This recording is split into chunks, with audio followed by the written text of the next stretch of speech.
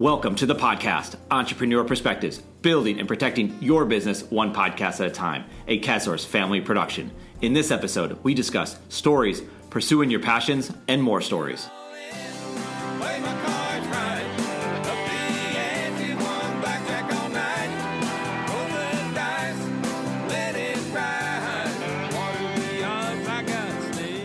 This is a mashup episode featuring Alan Major, Harvey Hargrove, Brady Murray, and myself. Alan, Harvey, and Brady have all been featured on previous episodes. If you haven't heard them yet, Google CatSource Podcast and the first name of the guest to find their episode. Let's get right into this episode all about stories. This first piece is from college basketball coach Alan Major. Sometimes you have to speak things into existence. This story takes us back to Alan's days in graduate school at Cal Lutheran University. Here he talks about pursuing your passion.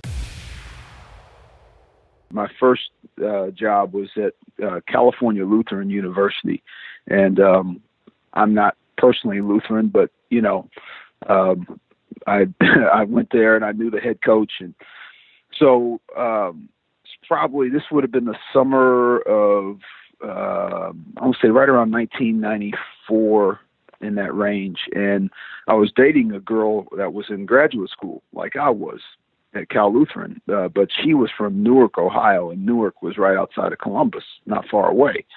So I went back to visit her, and we met, on campus one day at Ohio State. We decided we're going to hang out and, hang out on campus. And this is obviously dating myself here, but rollerblades were a big deal at the time. So she has the bright idea that we're going to go rollerblading all over campus, and she rollerbladed. I spent most of the day picking up rocks out of my knees and picking myself up off the ground, but it was fun.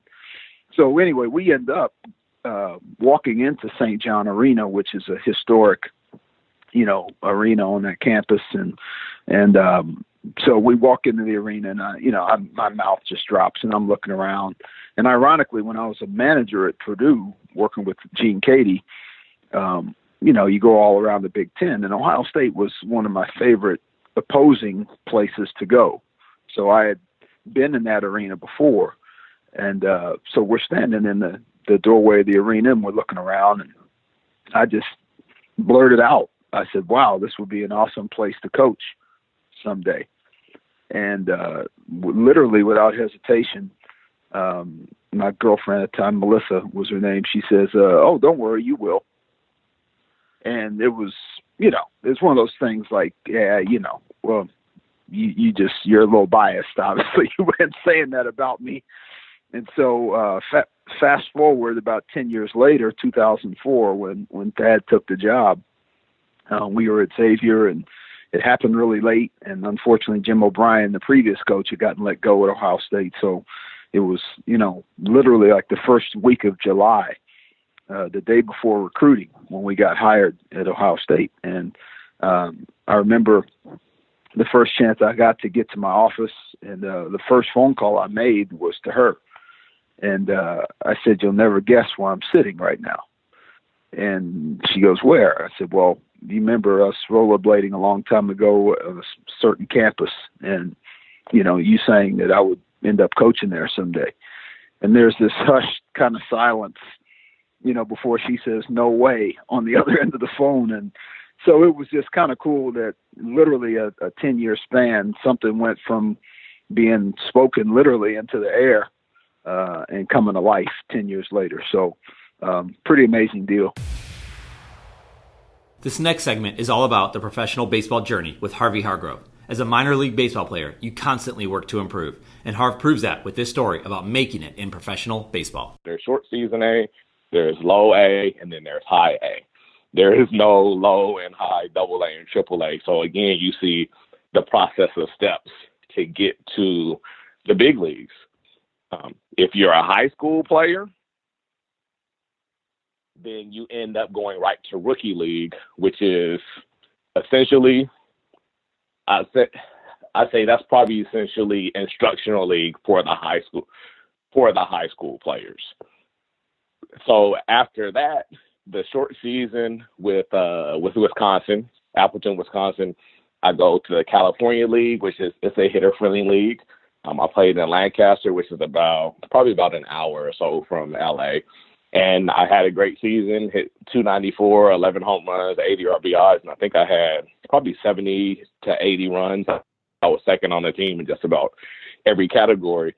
And then I played in a fall league again. In between the Wisconsin and the Lancaster season, I played in a fall league, which we won. There was a lot of kind of names in that one, some older guys. Milton Bradley, I'm not sure if you remember the name. You probably do just because you're a fan. So David Eckstein, you see a lot of those guys in those leagues. And again, it's a guy in the minor leagues, man, you're seeing guys, okay, I played against him. We won in the league. We played in the league and we won together. So when I went to the California League and put everything together, in my mind, Eric, I was like, this is the year. This is your year. We're going to make it. Now, keep in mind, A-Rod's being traded now. Going into my fourth year. A-Rod's been traded. We have Carlos again, Freddie Garcia, and we got rid of A-Rod. So A-Rod's gone to Texas, and we get some stuff from Texas and Houston for him. And then Griffey gets traded to Cincinnati. And how baseball works is you're getting basically a superstar, so we're going to clean out all of your top prospects. And a kid that's 3 years in, being completely honest with you, it shook me a little bit because I knew some of the guys we brought in, and you think to yourself, okay, here's their new toys. I'm going to get kind of cast to the side a little bit. And essentially, it's what happened. And that was probably the hardest season of my baseball career because in my mind, I'm thinking, okay, I've done everything they've asked. I put it all together last year. And what they did, and I was on a AAA roster for spring training, going into year 4, coming off my best year, and they ended up moving me back down to the California League. And again, kind of playing the let's see how he responds. But of course, Harv didn't know that. Harv was wondering why he's one of the best outfielders in the organization. I've been playing a lot of center field at that point. I played shortstop and second base, more like spot starting. A little bit of third as well. And then you're in center field, you're playing a great center field, and then you get the call in, hey, we're going to send you back down to the California League. We want to see how you handle it. And now I'm not even playing every day. I'm spot starting. I'm coming in late in games, which was tough, and which is something I wouldn't have issues doing in the big leagues. But I think through it all, I could have handled it differently, and I think something caught up to me that I try to deal with kids on all the time, having a short memory, believing in your ability, because it got to a point where a kid that went from basketball at 12 to baseball and just had immediate success, I think what happened is that I just got by athletically. And then you get to the big leagues and everyone catches up, or even to the minor leagues where I never played in the big leagues aside from the split squad games. But you end up getting to a point where I don't think I ever doubted my ability, but I think I overthought a lot of things internally, to where when you hear people say baseball, 95% mental and 5% mental, I really believe that, because everyone that was around me was physically gifted. And I think what separated them, including myself, is something I can say now that I couldn't probably even 10 years ago, is I wasn't mentally strong enough. And I think that's a valuable tool for these kids, because they think it's so awesome that I was drafted, that I played in the minor leagues. And like, guess what? I didn't get where I wanted to get to because I could have done some things different. I didn't do everything right. So you don't have to do everything Coach Harv does.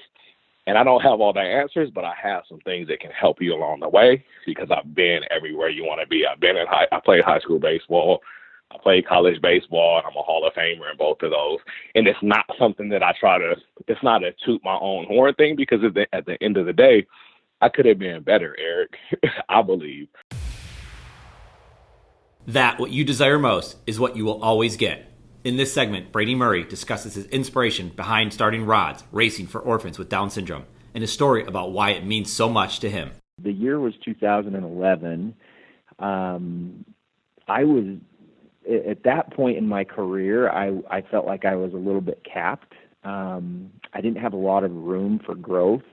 And quite frankly, I was struggling a little bit in relation to just feeling like I was not meeting my fullest potential. And I was looking for something to be able to help me to grow and to develop as a person and to be able to give back. And for the entire year, I was seeking that out. And a principle that I believe is that which you desire most, you will always get. And I believe that it was divine intervention. I believe that it was inspiration that came that allowed me to have that idea to be able to start Rods, which actually came at the end of 2011. The inspiration for Rods really stems to my son. And I have a 10-year-old son. His name is Nash. And when Nash was born, we found out that Nash has Down syndrome. And so we've been very active in the Down syndrome community throughout Nash's entire 10 years. At that time, I think Nash was around 5, if I'm not mistaken. And we were very active in the Down syndrome community. It was through being active in the Down syndrome community that we found out that there are many cultures and many countries that when a child is born that has special needs, that child is given up for adoption and that they're immediately placed into an orphanage. And so in 2011, the end of that year, is when I found this out. And I found out that these children were in these orphanages, and in many cases they were dying because of the extreme circumstances, because of the lack of love and the nutrition, as well as the medical services that were required for these children. And I saw these kids that are 4 and 5 years old that were just absolutely just couldn't hardly walk and just in extreme circumstances. And I thought, this is what I've been looking for. All this year, I've been asking and hoping to have something like this come about, and this is exactly what we were going to do. And so it was a very strong feeling when I saw that, and I knew that was something that I was going to pursue. So that's how it got started. This last story is about how our content marketing business, CADCM, got started. In this story, I discuss the reason behind starting a content marketing business and why we enjoy helping entrepreneurs create content. I truly believe in content marketing. When I was in college, I studied corporate communications and business. And what does all that mean? I don't know. But I was in school and I was having a good time, and I knew I wanted to be in business in some sense. Taking it back even further, my mom's an artist, and she paints, canvas. And I always was amazed that you could take this blank piece of canvas and you could turn it into something, whatever you wanted to turn it into. And that's an artist, no matter how experienced or good, or if you're a young person just, doing thumb painting for that matter. So I just was always amazed that an artist can take something from scratch and build it into something. And I was like, well, I'm not a painter. I'm not a musician. I love music too, but my wife's a songwriter. But it's interesting. How can you build something from scratch? And how could I do that? How could I do it for my business? And that's where content creation came along. I was like, well, I can write. I can talk about things. I have ideas. I have, like we just talked about before, David, I have these experiences, and I feel like I can give back to people. I can help people. And really at the same time, it's helping myself, right? You putting yourself out there, I believe, helps yourself, because you better know what you're talking about if you're going to put yourself out there. So it makes you want to read more and do all these things. So content creation became at the core of what we started doing. Along those lines, we've talked about life insurance. Well, life insurance, I feel like the whole industry is a very slow developing industry. It's a slow growth industry. It's being disrupted in many different ways. And I thought the messaging and just life insurance in general was poor. And as I was, no matter what part of the business you're in, if you're trying to sell to a consumer, if you're trying to sell to an advisor, if you're selling to a large company, or if you're software selling to somebody else, no matter what area you're in, I felt like the messaging was wrong, or that it just wasn't developed properly. So we wanted to change that, and we wanted to create content. Well, what it turned out to be is it wasn't just insurance people that started to see what we were talking about. It was just business owners in general. So we just talked to business owners about their content marketing needs. What do they need to get over the hump? Because there's two things that we see with a lot of business owners. One is they don't have the know-how to do it. And it doesn't mean they don't know how to do it. It's they don't have the time to spend to learn how to do these things. And on the second thing is that point of time. They don't have the time to actually think about and do the stuff that goes into, as you know, running this podcast, David, how much effort and time goes into putting this podcast out or to writing a blog post. So taking it back, content marketing, I believe, is at the core of what so many people are doing. And you said it is an interesting mix, but what I find fascinating is I believe content marketing is the insurance policy for a business owner. Yes, we can sell you a buy-sell agreement, right? So if you have the two business partners, there's a buy-sell agreement that we can put in place to make sure if one thing happens to that business owner, that company's protected. But we also know that there's other disruptions that exist in the world today, whether it's government, competitors, just a change in the marketplace. Who knows? If software, robots, there's all different things that are being developed that I believe if you can create an audience, if you can develop your message, that if there are changes, that really won't impact you because you are going to be you're going to able to pivot from whatever it is you're doing because you've built this audience. You are now considered possibly a thought leader. You have ideas that other people don't have. And I think, David, and you, I would hope you agree, like that ideas are what matters so much. Now, you need to be able to execute on those ideas, but you can't execute on something unless you have that idea. And a story that hit home for me is in 2015, I was working on a significant life insurance case, and this life insurance case had been multiple years in the making, many different layers involved with this case. And as it turns out, the client decided to proceed forward with this life insurance case. And at the very last second, against the counsel of all of his side, not even our side, of his side of the equation, decided to back out of the deal at the very last second. And that was a tough one to take because I remember getting that phone call and sitting there and thinking, wow, we just lost this case and so many people wasted time. And I was like, you know what, this one's different. You know, you win some and you lose some in business, but this one felt a little bit different. And I even wrote a blog post about it. So I feel like you can document so many stories that you have. So it was just the realness of something that we had to deal with. But I was giving advice to people to not be disrupted, to create content, to tell your story. And I was going to make sure that situation was going to be me following my own advice. And that's when we doubled down on the content development, the content marketing business, if you will, and have grown it significantly since then because I realized there was someone making a decision, and we were talking about this before, that I had zero control over. And once I realized that I had to go out there and I had to do certain things to make sure that we could create a business model that we didn't have other people always making decisions out of our control and that we can control our future better and create, let's say, recurring revenue or things like that our business would be better, that the people that worked at CADSource would be better off for it, that our clients would be better for it. So it is absolutely at the core of what we do is content marketing. Alan, Harvey, Brady, you all do incredible work in your industries, and we appreciate your insights. From your stories on passion, baseball, business, and giving back, we are all better off from listening to each of you. The perspectives and stories you heard in this episode are now perspectives you as a business leader can use for yourself. And for that, Alan, Harvey, and Brady, thank you. And for anyone looking to learn more, I would encourage you to reach out to these most excellent people. If you have questions, feel free to reach out to me directly. You can find me on LinkedIn or contact me on Twitter and Instagram at Eric_Kaz. Thank you for listening to our CADSource podcast, Entrepreneur Perspectives, building and protecting your business one podcast at a time. Until next time, we're out of here.